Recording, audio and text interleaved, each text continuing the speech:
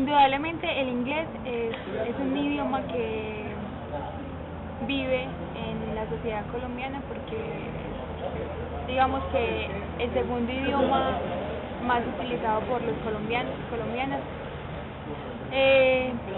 Yo creo que la juventud es propensa y de cierta forma débil al uso de ciertas palabras y en ese sentido para un joven es muy fácil aprender nuevas cosas e incorporar nuevas palabras a Bueno, el su idioma. fenómeno responde sobre todo a la vinculación cultural que hay con Estados Unidos, es decir, la gran cantidad pues, de información que proviene de allá y que a nosotros nos llega. Bueno, lo que yo creo es que ese proceso de incorporación se da es por necesidades, por un lado por necesidades prácticas, ¿cierto? Porque de todas maneras estamos en un contexto donde, en un contexto pues como lo que llamaban hace un tiempo, todavía no sé, globalizado, ¿cierto? Donde tenemos mucha influencia de productos culturales, pero también materiales, ¿cierto? Que provienen de la cultura anglosajona. Entonces, por un lado son como necesidades prácticas, materiales, ¿cierto? Aparece una serie de aparatos, de productos que llegan incluso con nombres en inglés, con funciones en inglés, pero por otro lado también el contacto que permite también entre diferentes lenguas, también por ejemplo los medios de comunicación, la música, el internet. Entonces los jóvenes andan recibiendo esos productos, metidos en internet, intercambiando música. Yo creo que la necesidad de usar palabras en inglés en un hablante español surge primero pues con la intención de innovar en su vocabulario y de cierta forma de pronto soltarse un poco de lo convencional que puede ser el español y meterle o incorporar en su habla nuevas palabras.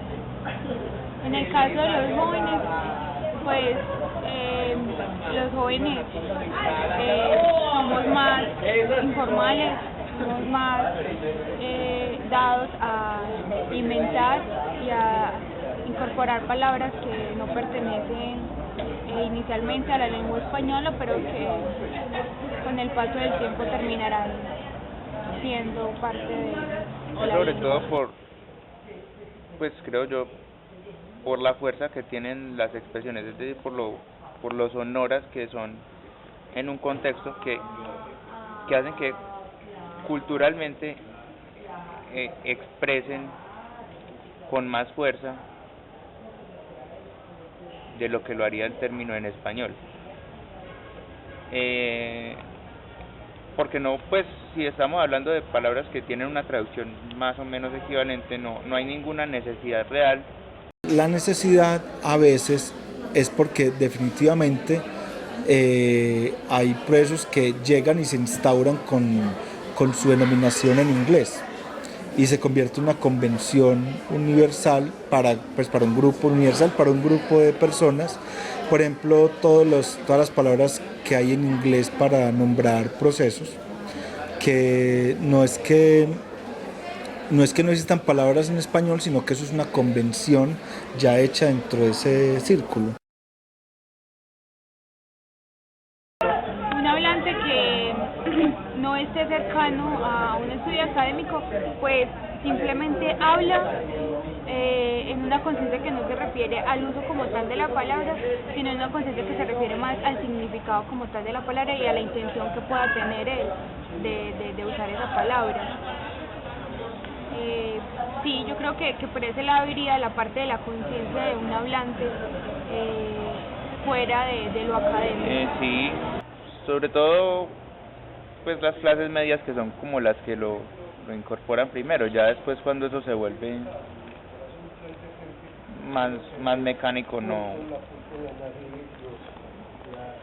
pues no se hace mucha diferencia, pero yo creo que en un principio la gente sí sí es consciente de que incluso se puede utilizar otra expresión en español, pero que no, o sea, no le dice lo mismo, y eso ya pues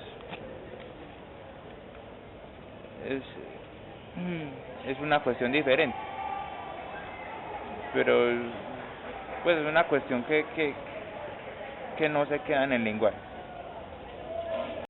Yo creo que hay de las dos. Hay gente que simplemente sabe que existe esa palabra, la usa sin saber que viene de otra lengua, pero hay otras que las comunidades sí las acogen conscientemente para diferenciarse o para nombrar algo especial. Los jóvenes, o también, por ejemplo, muchos grupos de especialistas, ¿cierto?, en algunos temas, que también, como la producción de conocimiento, la gran mayoría es en inglés.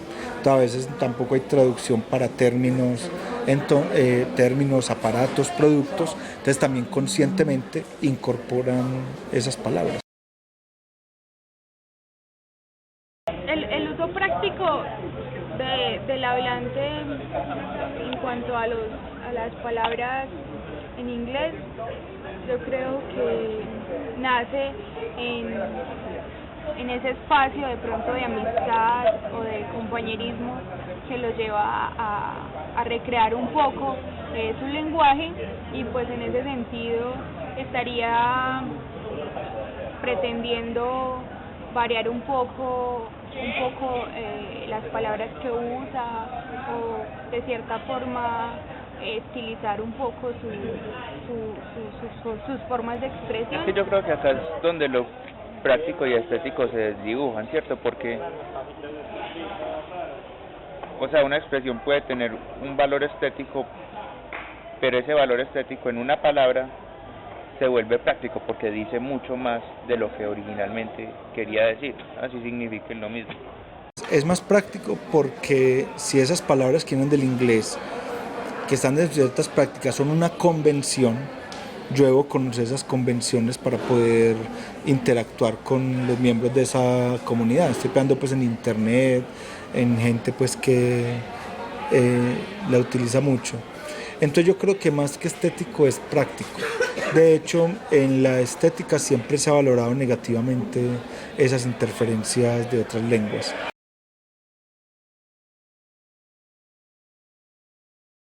Que no creo que se afecte de manera positiva o negativa. Yo creo que es que eso hay que diferenciar dos cosas. Por ejemplo, esa intromisión de palabras de otras lenguas, eso hace parte del cambio casi que intrínseco, natural a las lenguas. O sea, todas las lenguas todo el tiempo están cambiando, ya sea porque se modifican los mismos elementos de la lengua o porque vienen elementos de otras lenguas, porque cambia la realidad. Pues las lenguas cambian todo el tiempo, y esa intromisión de palabras del inglés no es más que otra manifestación de ese cambio de las lenguas, y eso no se puede evitar. Entonces, en esa medida yo creo que no se puede pensar que eso afecte positiva o negativamente a una lengua, simplemente hace parte del proceso. Ahora, lo otro, que quienes intentan proteger la lengua, sobre todo académicos o algunos gramáticos, lo que temen es que se pierda, ¿cierto?, como la pureza de la lengua española, ¿cierto? Evidentemente se promociona más el aprendizaje del idioma inglés que del español. Eso corresponde a un interés generalizado por la cultura de otro país que indudablemente permea a todos los jóvenes, y también corresponde a una estigmatización que ha tenido el español desde que uno empieza a estudiar, desde la primaria misma. Es culpa en cierta medida de los profesores y de todo lo que circunda alrededor del niño o de la niña cuando está aprendiendo a hablar el español. Yo creo que esa motivación por conocer un poco cómo funciona realmente el idioma y cómo se